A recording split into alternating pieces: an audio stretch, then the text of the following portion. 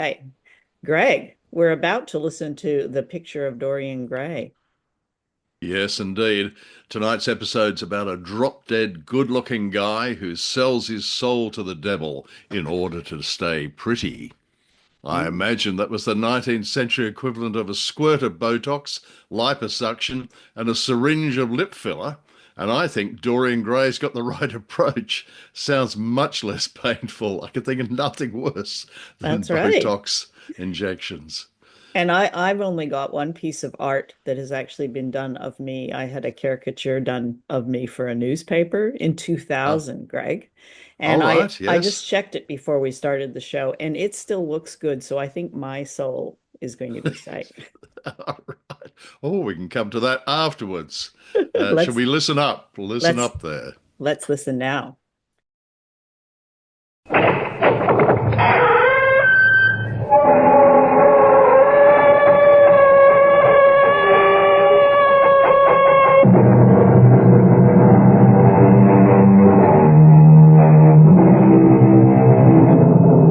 Come in.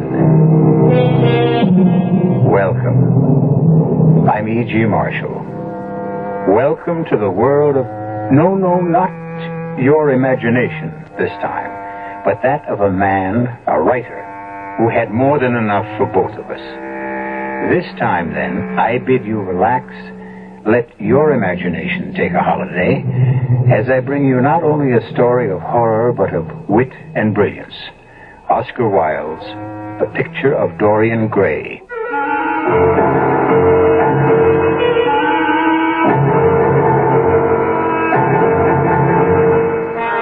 Our mystery drama, The Picture of Dorian Gray, was especially adapted from the Oscar Wilde classic for the Mystery Theater by George Lowther and stars Nick Pryor.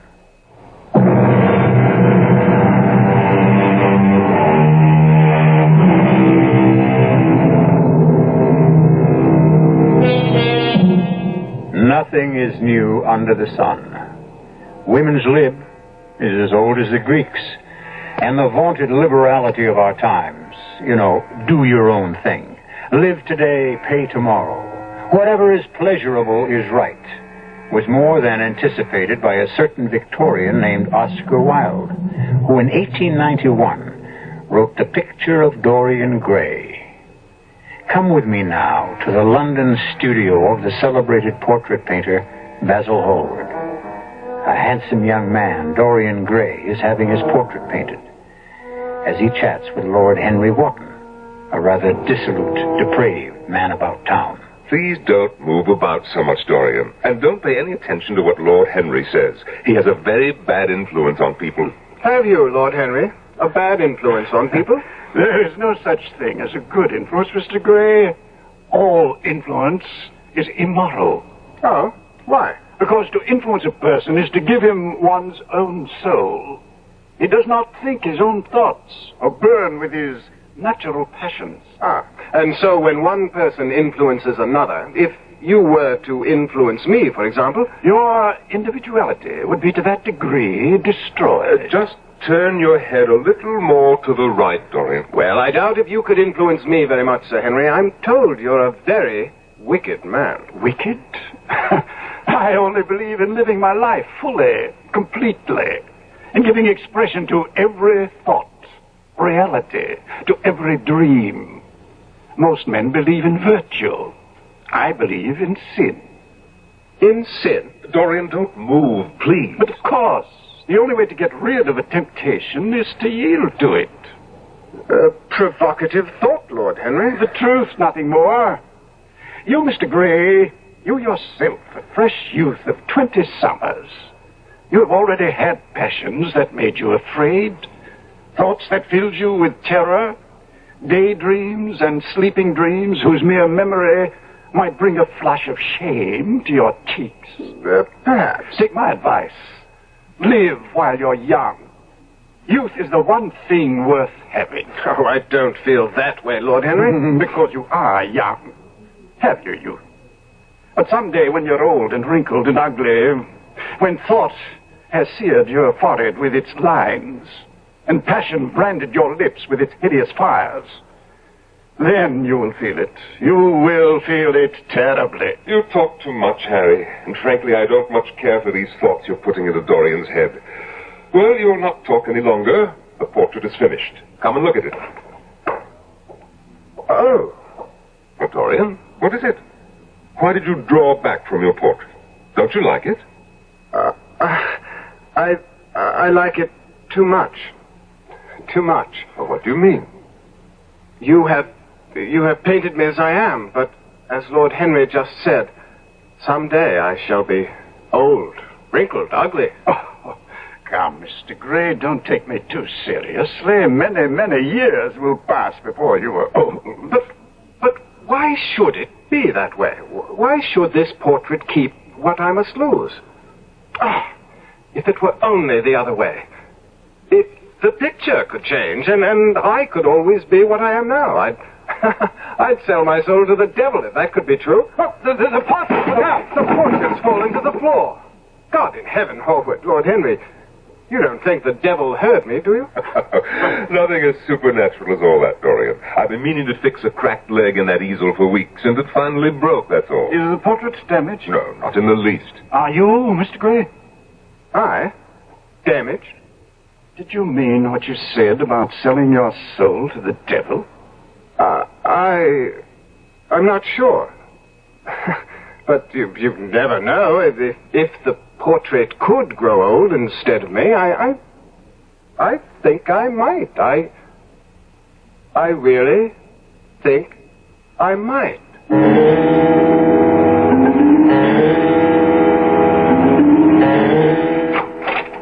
Beg pardon, Mr. Gray. Yes, Parker, what is it? Miss Vane calling, sir.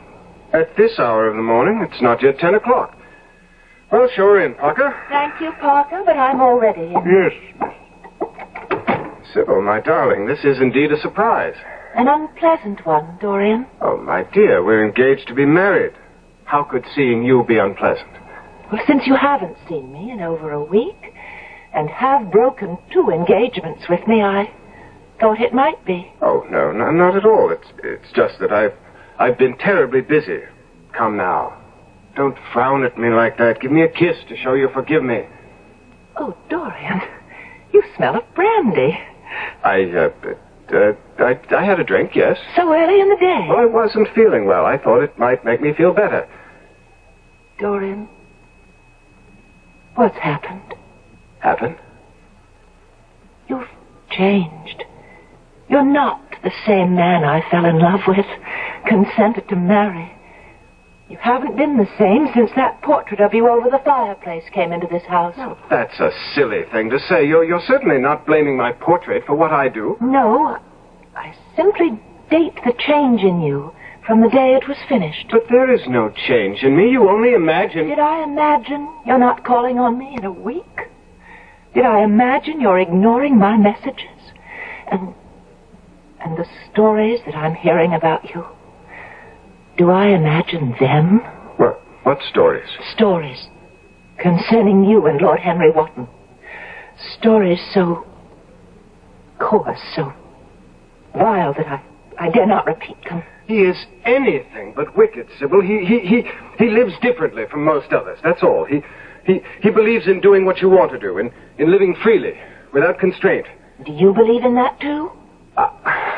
I don't quite know. Dorian, darling, it's one thing to be free, another to be depraved. You think me depraved? I think that you're easily led, and that Lord Henry is leading you into a life you'll have reason to regret. Oh, Dorian, don't look at me as if you hated me. I'm only saying these things to you because I love you. I love you deeply, devotedly, passionately. You're so precious to me. So precious, I think I'd die if anything happened to you. Oh, forgive me, Sybil. You are just as precious to me, as precious as life itself. Oh, Dorian, my dear. Oh, sweetheart. Are you free this evening? Can you dine with me? Of course. Then I'll call for you at 8 sharp. Oh, wonderful. I'll spend the entire day looking forward. What? That's odd. What? What's odd about it?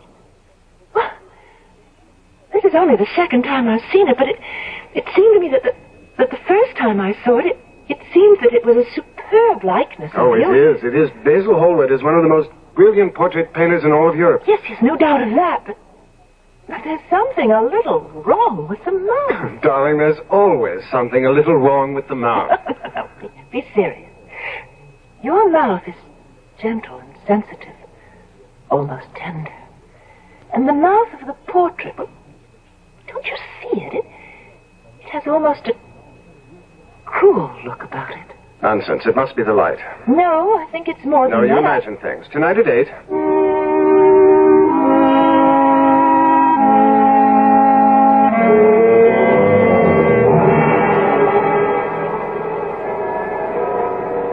Dorian?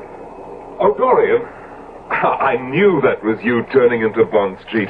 Oh, hello, Basil. How are you? Let me look at you. Oh, by heaven, you're the handsomest young hellion in all of London. Hellion? There's a good deal of talk going on round about your escapades, Dorian. Yours and Lord Henry. I think it's called sowing one's wild oats, Basil, nothing more. I'm not sure. You certainly don't look as if you've been leading a dissipated life. Clear eyes, healthy skin. Ah, you delight my painter's eye, Dorian. But of course, that's why I wanted to do your portrait in the first place. And why I want your permission to exhibit it. Exhibit it? Yes. I'm afraid I can't. What? You can't? Let's say I prefer not to. Oh, I see. Well, it's yours, of course, and you've every right to do with it as you wish. And I don't wish it to be exhibited. No hard feelings, I hope. Why, no, of course not. Dorian, will you be home later in the day? Yes. Why? Well, it needs to be varnished, the portrait.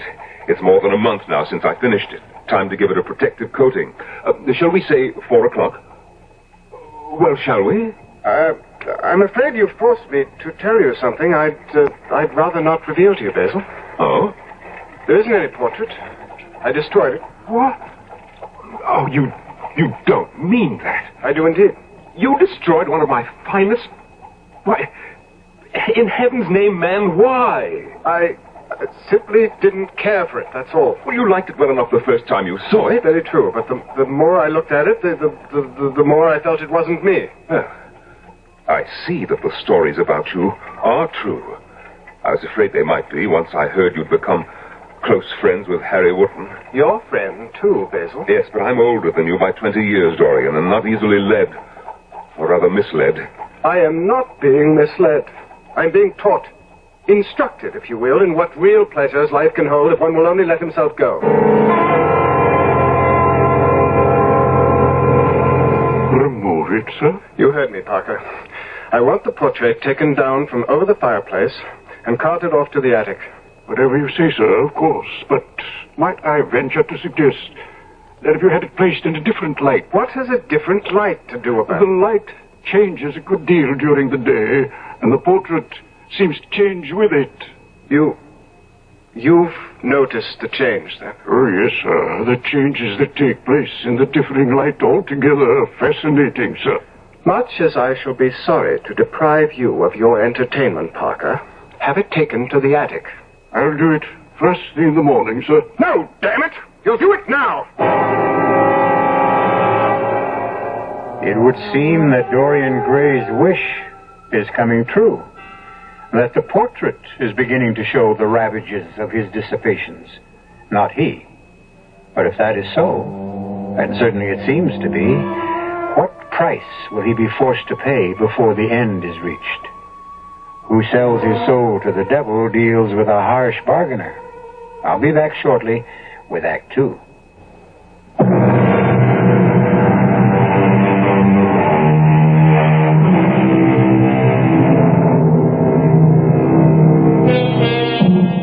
Fearing the loss of youth, even though only 20 years old, young Dorian Gray states that he would be willing to sell his soul to the devil if he could remain young always, while Basil Hallward's portrait of him grows old.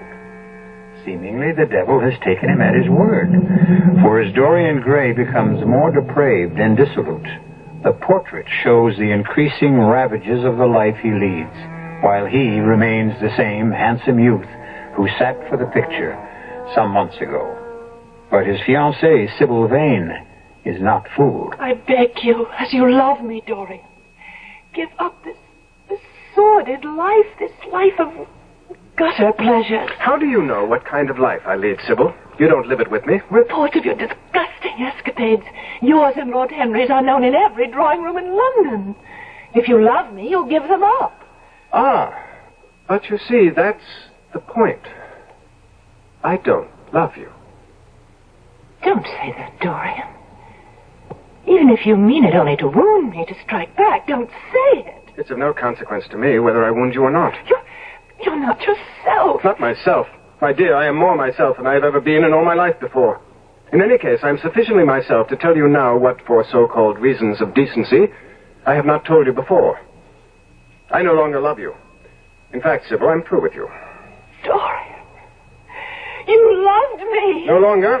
You gave me your heart, your very soul. My heart, I take back.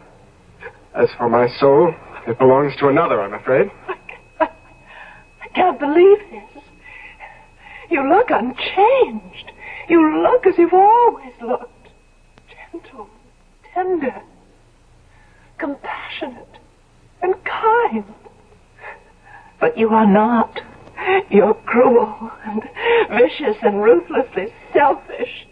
You've become an animal. Be grateful, then, that I'm releasing you from any obligation we may have had. And please, don't be tiresome. Just go now, won't you?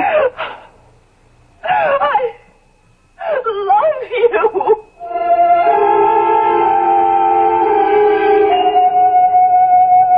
Whom did you say, Parker? Mr. Basil Hallward, sir. That's who I thought you said. Well, I'm already late for the opera. Tell him I'm not at home.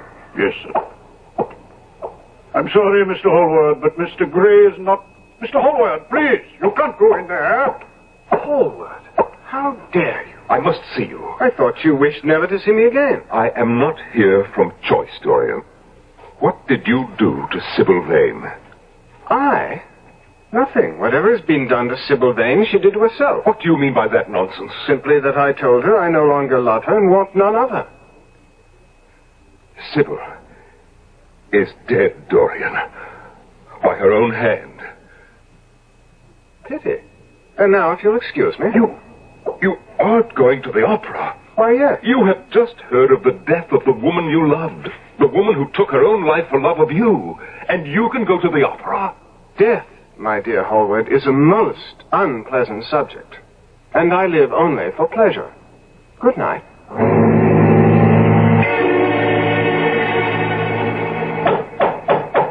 Coming. Why, Mr. Dorian, sir, did you forget your key? Damn it, man. Would I be standing out here in the cold, banging away at the door if I hadn't? Come in, Harry. Sir Henry, let me take your hat and cloak, sir. You may go to bed, Parker. Thank you, sir. Good night. Well, and where shall we go after a brandy or two, Harry? I shall go home, I think. But the evening's young. I am not. Brandy or two will revive you, and then we'll be off to where? I'm in the mood for a pipe, so... No opium for me tonight, Dorian. Oh, come along now. We'll go to that little dive down in Wapping by the dock. No, not tonight. But you can't ask me to go alone. I'm not asking you to go at all. Harry, what's come over you? Age, my dear fellow. I get tired these days. I am growing old, Dorian. A life of pleasure does exact payment. Though I must say, you look as if you keep up with your payments easily. I have no complaint. How do you do it? In the last 6 months, since we first met in Hallward's studio, we have indulged ourselves in every form of vice, every variety of sin, giving full vent to our passions, and yet, well, look at me. I have aged 20 years in these 6 months keeping up with you. But you're as fresh and healthy and young as ever you were. How do you do it? Shall I show you my secret? Show me. I keep a diary. A rather remarkable diary, Harry. In it is recorded every single action of mine since that fatal day. Fatal day? The day we met. I thought you were grateful for our meeting. Why do you say fatal day? Come and read my diary, and you'll see. Bring your brandy.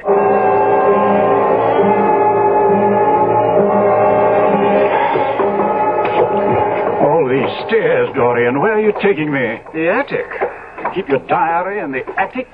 You'll see. Here we are. Wait a moment while I light a candle. All right, Harry. There. In that corner. I can't see a thing. Too dark. Too many shadows. It's a dark diary, Harry. And it has many shadows. Here. Take this candle. Now, go forward. Good Lord. I thought you'd be shocked, Harry. Shocked? I'm shattered. Where did you get this hideous painting? Basil Hallward. Impossible. Basil never painted anything as unholy, ungodly as this. Well, really, he didn't. I did. You? And you. Dorian, I'm tiring quickly of your veiled answers. What is this thing? It is a portrait done by Basil Hallward. It is the portrait of Dorian Gray. Of you? This is the portrait he finished that day? It was. It no longer is. I don't understand. What has happened here? What indeed? Dorian, tell me, what? I made a wish. In Hallward's studio, you remember? No. I said I would willingly sell my soul to the devil if I could remain forever youthful, no matter what excesses of physical pleasure I indulged in, and only this portrait aged. Yes, now I remember, yes. The devil heard and remembered, even though you did not. But it's incredible. So had been the vile delights you revealed to me, Harry. The gutter pleasures, as Sybil termed them. Sybil Vane, your fiancée? Yes. She's dead, Harry. Oh, no. Ah, yes. And by her own hands. Suicide? Why? Why? She was such a lovely thing, fresh as a rose, innocent as a new fallen snowflake. You break my heart to tell me this. Why would she have done such a thing? Well, she didn't. I did. You? And again, you. Damn, enough of this, I say. What in hell's name are you getting at? I think the truth. What truth? That you were wrong. Tragically wrong. You said that day in Basil's studio, the body sins once and has done with its sin, for action is a mode of purification. Oh, Harry, how wrong you were. Not wrong. Beaten, whipped, vanquished, conquered by my own vices. And you led me into a life of sin? Led? Who led? You wanted it. I tell you truly that I have never been so appalled by such viciousness as I found in you. You said... That day you said, the only way to get rid of temptation is to yield to it. But I might have added that the only way to overcome temptation is to fight it. What are you holding there in your hand? I can't see in the candlelight. What? A knife. What are you going to do with it? Kill you. Why? You deserve to die. Or put another way, you don't deserve to live. You will never learn, will you? Life isn't something you deserve. It's a burden you must carry. And be grateful to me, Harry. I am about to relieve you of yours. No.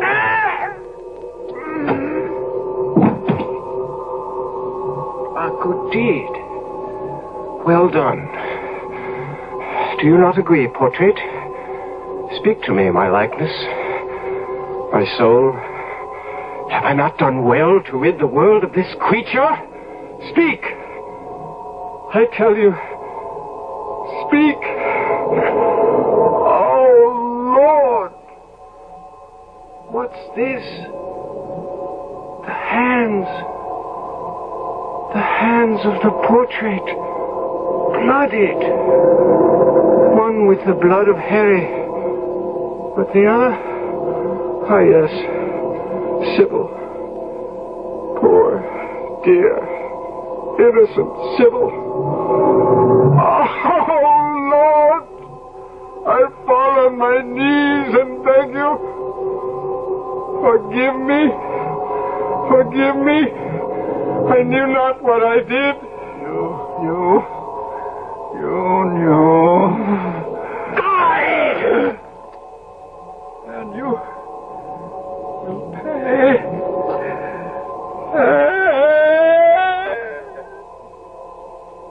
Pay. How much more? How much more?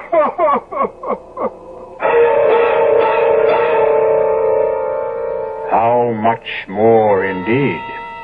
Why is it that the pleasure of minutes must be paid for in hours? As you sow, so shall you reap? Is that it? Appears that way. Well, Dorian Gray sowed much seed, and his reaping of the harvest was not yet over, as we'll hear when I return shortly with Act 3.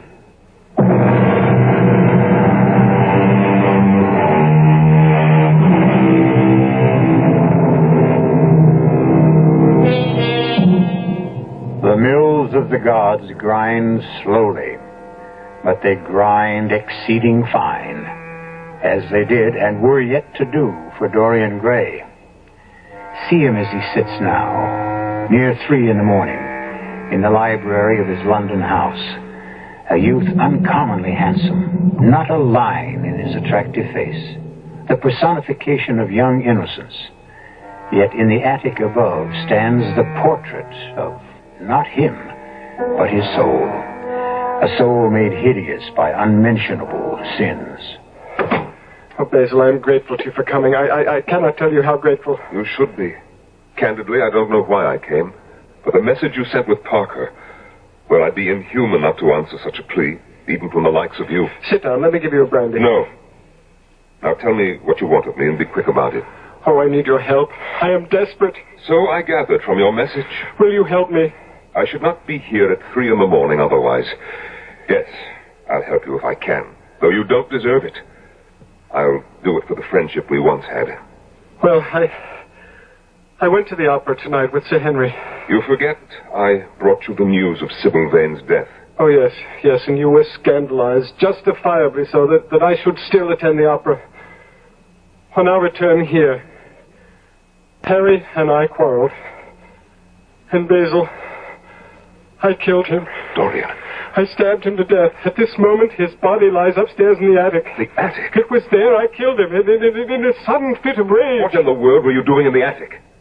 I had taken him there to show him my portrait. What portrait? The one you did of me. The one I... What, Dorian, you told me you destroyed it. I lied. I didn't want you to exhibit it. You couldn't have in any case, but I didn't even want you to see it. Why in heaven's name not? You will see when we go up. You want me to go up there? Basil, you must get rid of the body for me. What? Are you mad? It would involve me in a murder. A murder for which you bear as much responsibility as I. Responsibility I bear as much as... You painted the portrait. You introduced me to Sir Henry. Had it not been for either, I should not be in this frightful situation. Nonsense. You can't blame me for what you yourself... Help me. I beg you. I tell you no. Get someone else. Anyone. Or do it yourself. I can't. I dare not touch the body. I dare not even go near it. It revolts me. If I were to consent to this, how am I to get rid of the body? You came in your carriage, did you not? Yes.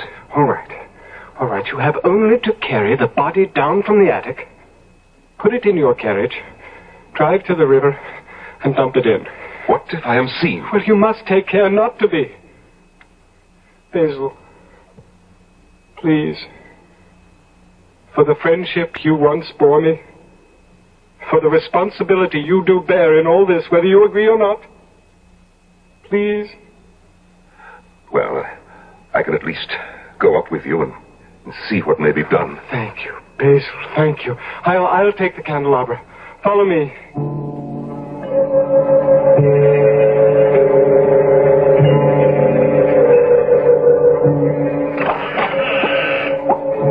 Take care, Basil. Don't stumble. There. Whatever Harry may have been, he was my friend. But I cannot help but say, the world is well rid of him. As it will be of me. I'll not deny it. No. Where is the portrait? Oh, you don't want to see that. Dorian, if you wish me to help you get rid of Harry's body, then you'll have to let me see the portrait. It's that or nothing. Very well. It's there, in the corner. Here, take the candelabra. Oh, thank you. You see? Oh, but this is horrible. It's hideous. I never painted this. No, I did. No, it can't be. The room is damp. Mildew has got into the canvas. That would account for the green splotches on the cheeks. The paints I used had some mineral poison in them. Hence the cancerous growths on the nose, the forehead. Oh, heaven help me. This is the face of a monster. Yes, Basil. The face of a monster. The face of my soul. If this is what you are, truly are. It is. I am. Then I'll have nothing to do with you. Oh, you're not human. You're a devil. A fiend. Oh, let me out of here. Wait. You said you'd help. I must get out of here. I must leave this hellhole you call a home. Basil. No, come back. Help me, Basil. You must help me. Help me. Someone help me. Oh, help me.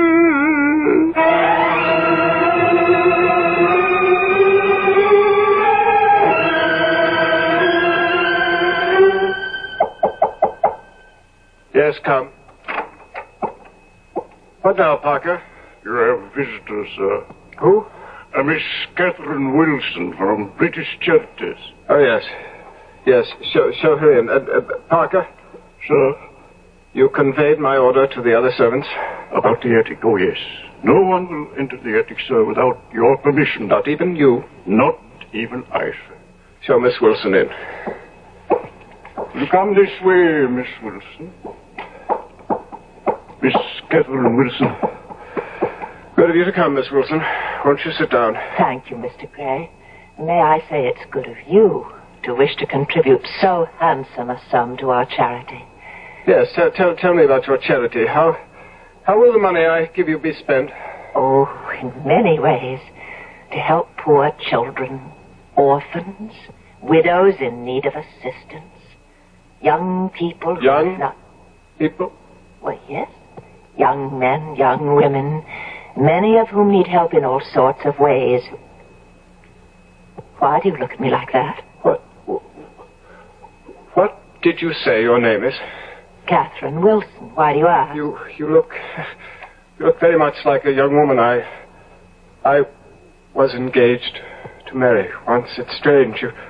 You didn't look like her when you came in, but now you seem to be changing before my very eyes. No, Mr. Gray. I am me. No, you're not. You're Sybil Vane. Mr. Gray. You're Sybil. Only you can't be because you're dead. Dead? You are dead, aren't you? Please, Mr. Gray, take your hands off me. What's come over you, sir? You're not dead. You are here. It is you. Ah, Sybil. Sybil, my darling. Mr. Gray. No, don't pull away. Let me hold you, embrace you, love you as I once. Oh. Oh, good Lord.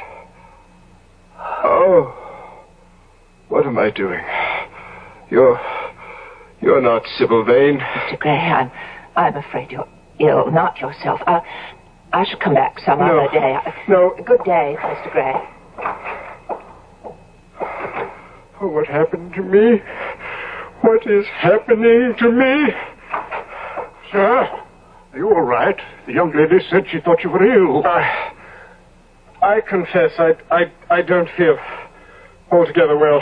Some brandy, sir? Yes. Please, Harry. Beg pardon, sir. What? I think you called me Harry. Oh, how could I possibly have called you Harry? Harry's dead. Sir Henry dead, sir? What? What? Sir, you are ill. No, don't try to get up, sir. Sit right there. I'll fetch the brandy. Yes. Yes, do that. You'll forgive my saying so, sir, but to judge from Sir Henry's high spirits when you returned from the opera last night, he has many years yet to live. In hell. Sir, you're saying the strangest things. Here, drink this. Oh, thank you, Harry. Sir, it's Parker, your manservant. The best servant a man ever had. A devoted man, more friend than servant. Better friend than any of them. Better friend than you are, Harry. You swine. Sir. Get out, Harry. Damn you. Get out! Mr. Dorian, sir. What, Parker? Sir, I'm going to fetch the doctor. Doctor? No doctor can help me, Parker. Oh, Mr. Difford, sir, I shall fetch him at once.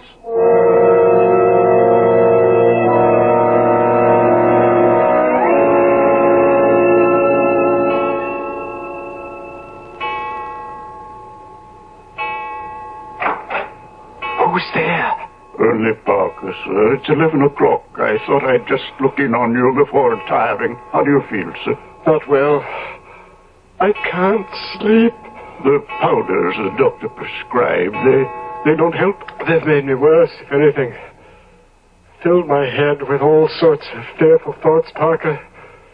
Nightmarish thoughts of death, decay. What have I done? Oh, what have I done? No, Mr. Dorian, don't take on so. Why, for a man like you to have thoughts of death, that's ridiculous, sir. Look at you, so young, so handsome, so full of spirit. I am old and ugly and decayed.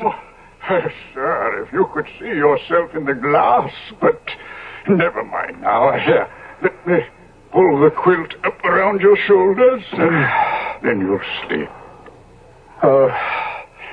One thing more. Who was that at the front door earlier tonight? Oh, nothing important, sir. It was a message from Mr. Hallward's housekeeper, sir. Basil's housekeeper? Why would she send a message? Oh, she thought you'd want to know, since you were one of his closest friends. Where? Oh, I'm sorry to tell you he's dead, sir. How? He took his own life, sir. Oh, sir. Sir, I shouldn't have told you. I'll fetch the doctor. No. You need help. Yes. And you can help me, Parker. Anything, sir, anything. Help me to the attic. The attic? I feel too weak to go alone. Nor do I dare go alone. And there is something I must do. Help me, good friend. Please help me. Careful. Let me get an arm around you. The candle, here. The candle. Can you manage? Easily. Let us go then.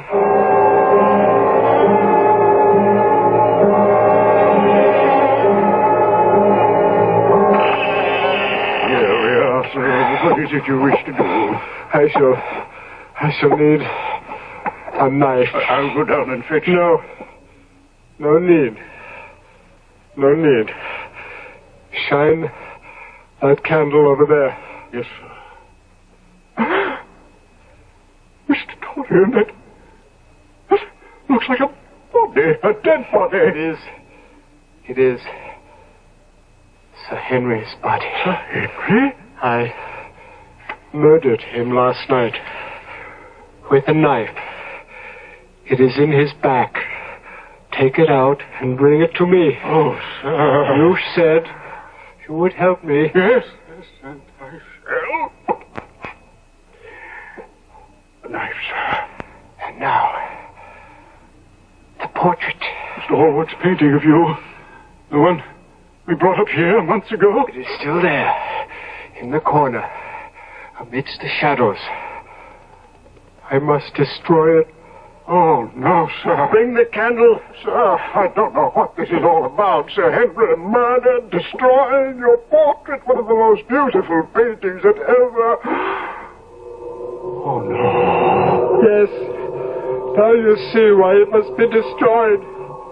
It will be destroyed by me. Now! There! Into hell with you! And there!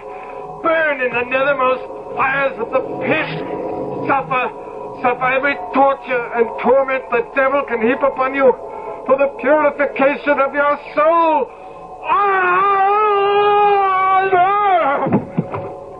Mr. Dorian! Mr. Dorian! The portrait. Look at the portrait. Changing. Heaven protect us, it's changing before my very eyes. That hideous monster is becoming young and handsome and the beautiful. It's you, sir. You, as Mr. Hallward painted you. Yes, let me hold you up so you can look for... Oh, you are becoming... Yes, withered, scabrous, loathsome. I have become what I really am. The true picture of Dorian Gray.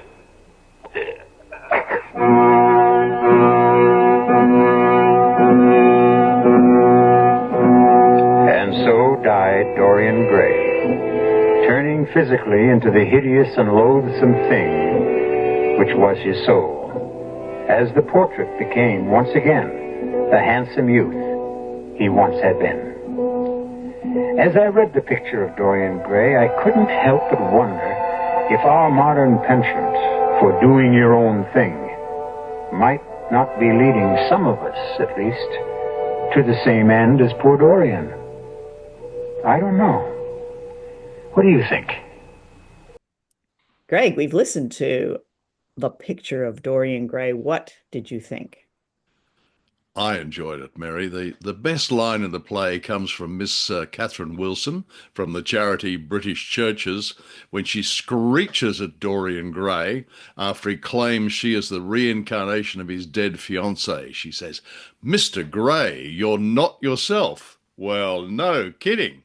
He's knifed his best buddy to death, prompted 2 suicides, raced around London, apparently doing very naughty things with and to the locals. Plus, he's unforgivably rude to his valet, Parker. Well, you know, he's certainly not himself. It's true. This is just a wonderful story. Have you read the novel? Have you read? I know you're going to one-up me here because I've got to say that I did try, coincidentally, about 4 or 5 months ago. Yeah. And I just couldn't get into it because they're big slabs of dialogue. So it's beautiful. I've got to say, Oscar Wilde, this has come a big surprise. He could write, that man. Yeah. However, there are big slabs of dialogue. So I felt I was wading through the story. But, you know, I got partway through. You got partway through it. Have you read it? I have. I've read. Oh, of course. I think I've read most of Oscar Wilde's stuff, including his stage plays and whatnot, Yeah, because I yeah. went through a period of just devouring his works. But I thought, at the time when it was published, he started getting into trouble because the Marquis of Queensberry started to slander his name, or well, I guess it wasn't really slander because it was true. But Oh, Mary, please, those accusations. What do you mean? it is a hell of a good story and a very good idea for a story, I think. Like the setup is very, very, it was very unique for even now, it's quite timeless. Yes, oh no, it's a fabulous idea, and speaking of as we usually do, wonderful Canadians. Apparently, there was a Canadian portrait painter who was doing Oscar Wilde's portrait, and he said the same thing to her as Dorian Wilde says that basically along the lines if I this painting's going to stay the same while I age, wouldn't it be wonderful if it was the reverse? And Yes. so that was one of the things that inspired him. Yeah, yeah. It's fabulous. A Canadian artist, Frances Richards, a female artist. Of And course, yes. yes, and all you've got male Franceses as well, just Well, but she was a portrait artist and landscape artist, and he met her while he was touring Canada. And he actually, I have actually got the direct quote, which is when he saw the portrait, which he liked very much, he said, "What a tragic thing it is. The portrait will never grow old, and I shall, if only it was the other way." And that's right. that portrait, I tried to find that portrait because I thought it would be amazing to put that up on on our page, but it's gone. It's lost. Oh no. Yeah. Well, uh, nevertheless, what isn't lost to us is this storyline, and also as as comes quite obvious, and I'm certain Wilde wouldn't deny it either, that another inspiration would be the German legend or folk tale of Faust, who, when he was dissatisfied with his life, made a pact with the devil to exchange his soul for unlimited knowledge and worldly pleasures. Mm. And so, I mean, that's a great storyline which is blended into this wonderful idea that Oscar had. Yeah, yeah. We've George Lowther was the did the adaptation. And I think you've got to hand it to the guys who do the radio script adaptation, because it's a challenge, right? They've got to take a novel in many cases and make it all fit. In this case, an hour. I mean, sometimes it's a half an hour. So I think he did a pretty good job. Although the one thing he did with the adaptation is, instead of having the novel takes place over, I think 18 to, like, it's about 20 years.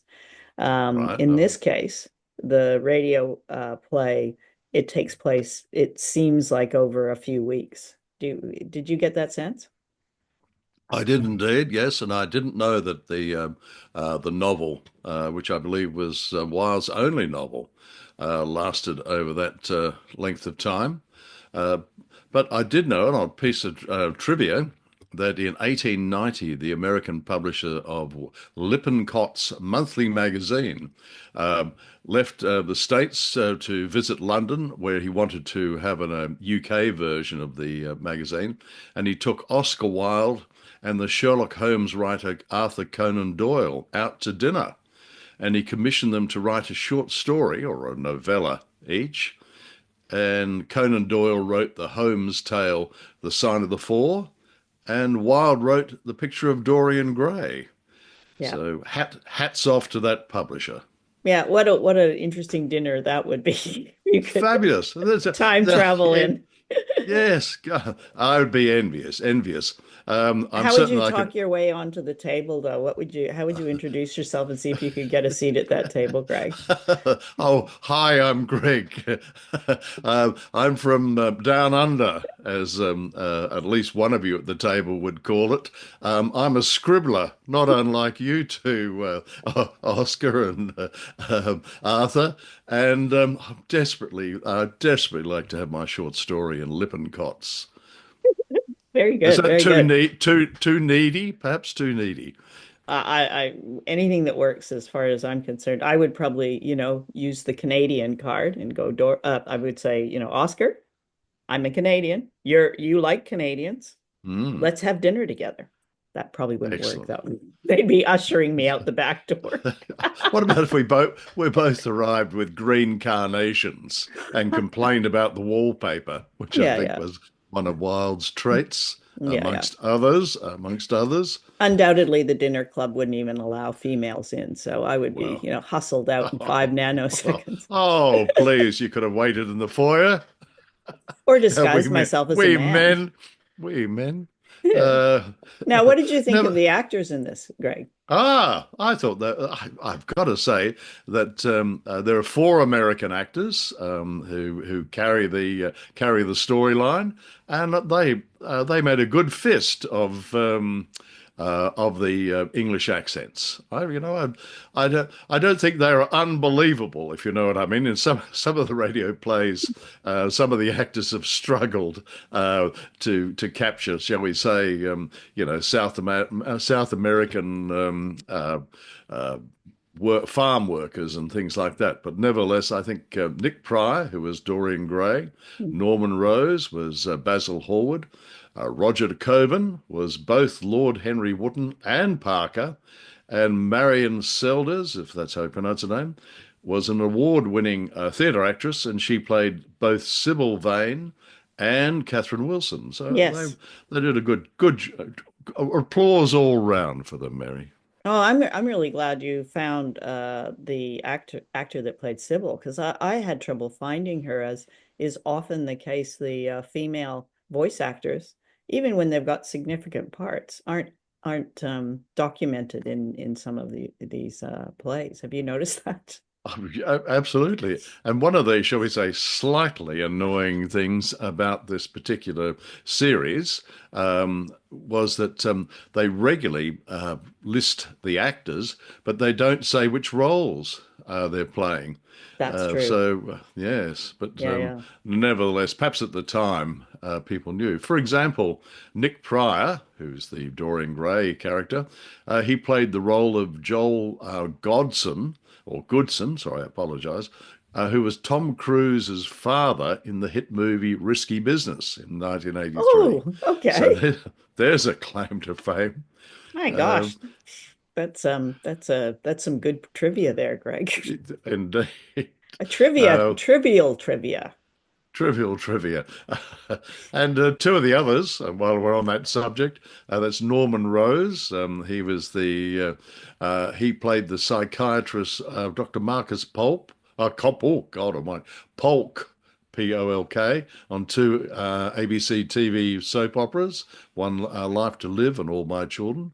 And Roger DeKoven was the character actor on Broadway, and on TV, he was in Days of Our Lives for 20 years. Yeah, I definitely So, recognized the name, and when I looked it up, went, oh, okay. And when you see yeah. him, you go, oh, I recognize Yes, recognize that's his right. face. Yeah, That's, yeah, yeah. So I think the theme in this story is timeless, really, and is so relevant today. This obsession with beauty and youth, or that, people will go to great lengths to retain it. And I thought, like, this story has that theme in spades. Um, but I think it's really quite tragic what happened to this story and to Oscar Wilde himself. Did you look into that at all, Greg? I did, because I was intrigued, because let's say that the radio play and certainly the novel, they hold back on being specific, if I can put it like that, about what are these gutter pleasures, these vile delights these unmentionable sins. In fact, the only vice that gets an airing is opium. But as you and I know, and possibly the readers at the time, and certainly the listeners would have known back when this was broadcast, that poor old Oscar was charged with gross indecency for homosexual acts. And I think those are the references that we might find there. Yeah, I mean, you get the impression that these boys were going out of the town, Sir Henry and Dorian Gray, and partying hard in many ways, probably sampling from the smorgasbord of things that are available to wealthy upper class males in this time. But yeah, the subtext, and I thought it was quite subtle the way it's written. Yes, For our absolutely. time, certainly it's very subtle. It's very subtle. That's why I was intrigued, because you're far more worldly than I am, Mary. I'm so innocent. But I did note that the passages from the Picture of Dorian Gray were read out in court when Oscar was on trial as proof of Wilde's allegedly wicked ways. So perhaps at the time, they could see through the euphemisms. Yeah, I think there were some other things that were brought to court that actually sealed the deal. But first of all, like, we've got his full name is Oscar Fingal. Sorry, gotta start that again. Oscar Fingal O'Fflahertie Wills Wilde. He could be Irish. I'm just going right down a limb here, Mary. Yes, O'Fflahertie is a bit of a tip. I think it's a giveaway. Fabulous, fabulous. So he was in a relationship with a young Lord Douglas, who is one of the sons of the Marquis of Queensberry, the fourth or fifth Marquis of Queensberry. So these are all upper class people, nobles, and the Marquis was very upset that his son was carrying on with Oscar Wilde quite openly. So in the drawing rooms of the rich and wealthy and titled, it was open. They were quite open about it, but it was expected to keep, it had to be kept within the confines of those salons and whatnot. So when the Marquis wanted to bring him down, he actually took some of the correspondence between Oscar Wilde and Lord Douglas, and that's how they actually convicted him, because he does make some references. Yes. What were they doing, Mary? Were they playing cards? Were they in those drawing rooms? It was still quite obtuse, I think, the references, but apparently it was enough. So he spent 2 years in prison, Oscar Wilde, hard labor prison. And then he noticed, like, all of his friends abandoned him. So it was a very sad time for him as a human. Yes, an absolute disgrace, we can say, all these decades later. Now, I know that, as I said, you're a woman of the world, but like I just don't have many wicked ways. Because it's a great word, wicked. The actor Errol Flynn, and by the way, the only thing we have in common is our nationality and our surname. He wrote an autobiography, My Wicked, Wicked Ways. So I can't compete with Errol in any way, but Oscar, I think he perhaps for the time that he was he could have been a little more discreet, I think, sadly. And I don't think it was in his nature. No, he was a flamboyant person. Would have been amazing to meet him, but that's not going to happen, I don't think, until we master time travel. But which I'm still holding hope for. But yes, I'm a big fan of time travel. I'd love to meet. I'd love, as you said, go to that dinner with two of my favorite writers, were Oscar Wilde and Arthur Conan Doyle. Yeah, yeah. So, Greg, any final thoughts on the portrait? Oh, sorry, the picture. Pardon me. Let me say that again. Greg, any final thoughts on the picture of Dorian Gray? Mary, I was pondering what I might sell my soul to the devil for, and I've decided that I might be tempted if the devil could set up a book publishing firm which would snap up my collection of award-awaiting short stories.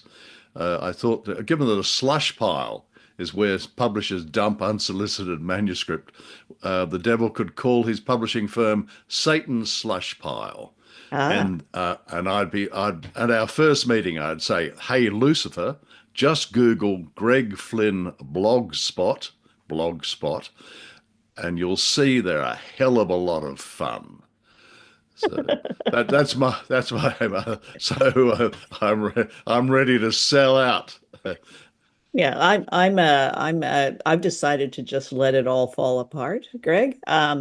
Because I'm pretty sure that the retail value of my soul at this stage, bargain basement, bargain basement. It's in the remainder bin of life, is it, Yes, Mary? indeed. With your book, Oh yes, oh how sad, which is I pointed the out Berlin before. Cross, by the way, The folks. Berlin Cross. Last time I saw it was the last time I saw it. It was on eBay. $3.50, no No bids. bids. Go on, get out there That's and my bid. soul. For God's sake, Satan, please set up a publishing company. All right. Good night, Greg. Oh, good night.